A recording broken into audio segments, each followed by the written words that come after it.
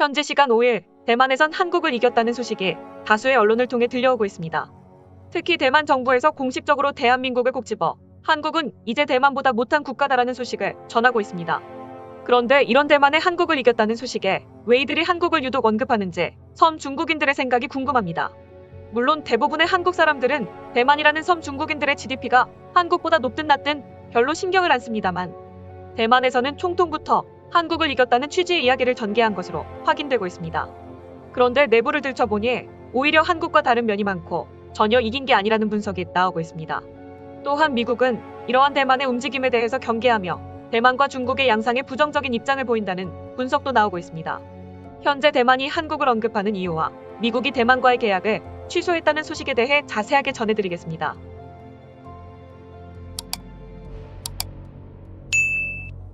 차이잉원 대만 총통이 대만의 1인당 국내 총생산이 19년 만에 한국을 추월했다고 밝혔습니다. 6일 자유시보 등에 따르면 민진당 주석인 차이 총통은 전날 민진당 중앙상무위원회 회의에서 국제통화기금 IMF 보고서를 인용해 올해 대만의 1인당 GDP가 36,000달러에 이를 것이라고 밝혔습니다. 그는 대만이 지난 2년간 바이러스에도 불구하고 성공적인 방역으로 공급망 재편의 기회를 파악해 11년 만에 가장 좋은 결과를 창출했다고 말했습니다. 앞서 지난달 IMF는 보고서를 통해 올해 한국과 대만의 1인당 GDP가 각각 34,990달러, 36,050달러가 될 것으로 예상했습니다. 앞서 지난해 12월 대만 경제연구원의 장제니 원장도 2022년 대만의 1인당 국민총소득이 한국을 추월할 것으로 전망한 적이 있습니다. 2019년 반도체 기업 TSMC가 시가총액에서 삼성전자를 앞서기 시작하며 섬 중국인들은 대만이 한국을 이겼다는 등의 반응을 보이고 있으며 조만간 대만과 미국이 동등해진다고 믿고 있습니다.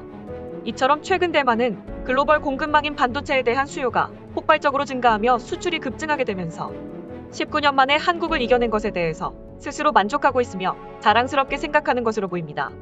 그런데 이런 분위기 속에 일부 대만 방송에선 한국을 과도한 경쟁 상대로 여긴 것이 아니냐는 말이 나오고 있습니다.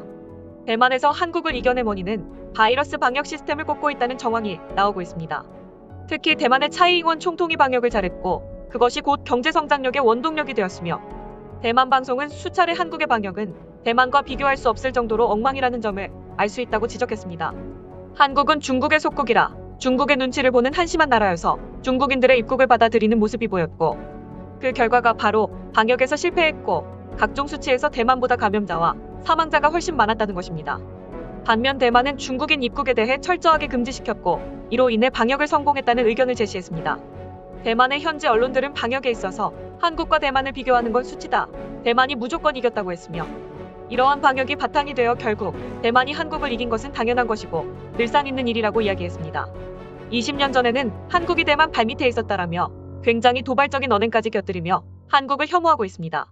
또한 대만에서는 한국이 이렇게 애를 먹고 있는 것은 다름 아닌 한국이 중국의 속국이기 때문이라는 의견을 내고 있습니다.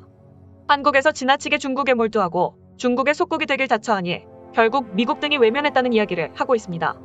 확인되지 않은 대만의 한국 혐오 망상 소설임에도 불구하고 대만에서는 그 이유로 TSMC의 성공을 들고 있습니다.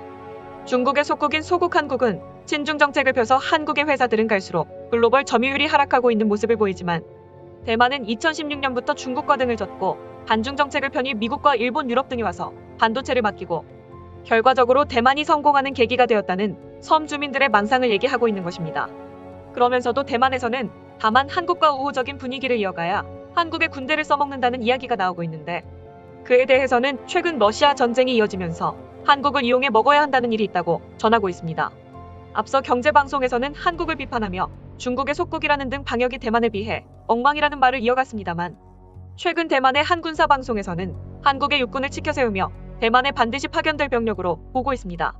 그들은 한국에는 K2, K9 등 훌륭한 전차와 자주포, 현국 미사일 등 엄청나게 대단한 무기들이 포진되어 있으며, 대만과는 다르게 징병제 국가로 예비역까지 360만이라 중국이 대만을 침공해도 한국이 막아줄 것이라는 말을 했습니다.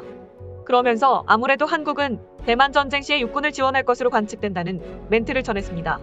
현재 우크라이나가 도움받는 것은 다름 아닌 유럽의 나토와 주변국들밖에 없다고 이야기하면서, 대만에 전쟁이 나면 미국 말고 전자권이 없는 아시아의 한국과 일본 등이 돕게 될 예정으로 보인다고 전했습니다.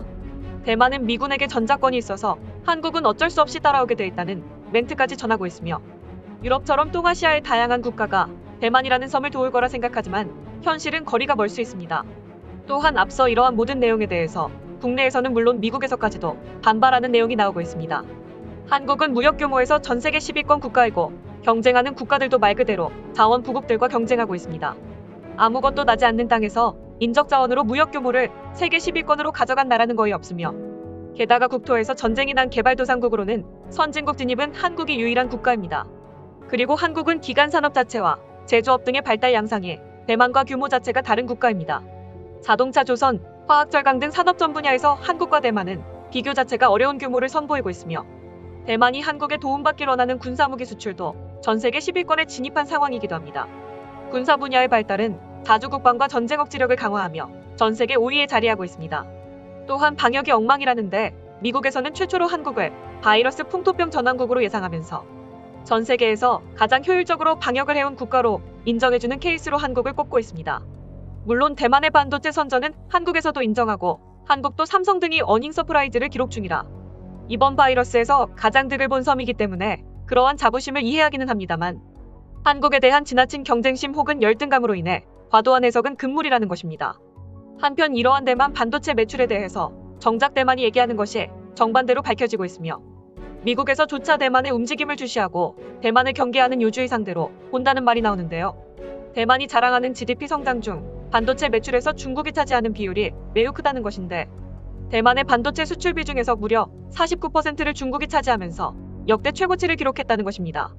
대만에서는 한국이 친중 정책을 폈고 그로 인해서 반도체 점유율이 하락했다는 등의 말을 했습니다만 막상 대만이 GDP가 급성장하며 한국을 제치게 된 배경에는 중국향 수출이 늘어나게 된 것입니다. 그런데 여기서 미국은 이를 문제 삼고 있으며 대만을 경계하는 스탠스를 취하고 있습니다. 러시아와 우크라이나의 전쟁이 격화하는 가운데 미국 행정부가 앞서 대만 수출을 승인한 팔라딘 자주포의 판매를 돌연 취소한 것으로 알려졌습니다. 우크라이나 사태의 영향이 원인이라는 분석이 나오고 있지만 미국이 중국 반도체 굴기를 저지하기 위해 중국 관련한 반도체 사업을 제재하는 가운데 대만에서 중국향 수출이 5% 이상 늘어난 모습이 보인 것입니다. 중국의 성장을 막기 위해 제재를 가하고 있는데 대만이 오히려 중국을 성장시키고 있다는 분석이 있어 이에 따라 대만 측이 팔라딘 자주포 관련 프로젝트를 오는 2028년까지 연기하는 방안을 제시했으나 미국 측이 판매 중단 입장을 고수하는 바람에 해당 프로젝트 자체가 무산되는 일이 발생했습니다. 이에 대해 대만 국방부는 전날 미국 측에 신형 155mm 자주포가 생산 라인에서 밀려 이르면 2026년 이후에서야 인도가 가능할 것이라는 입장을 알려왔다고 밝혔습니다. 항상 자기중심주의에 빠져 사는 것이 우크라이나와 똑같아 보이는 섬 대만. 대만은 한국을 자기들의 비교에 망상하는 것에 빠져 살고 있지만 반도체를 제외하면 모든 게 한국보다 뒤처집니다. 대만의 이중성은 일본 못지않습니다. 반 이상이 친중을 하고 밖에서는 중국인이라 떠들고 다니는 경우가 많습니다. 굳이 대만을 구분하지 말고 중국으로 보고 생각하면 차라리 이해가 쉽습니다. 오늘도 영상 시청해주셔서 감사드립니다.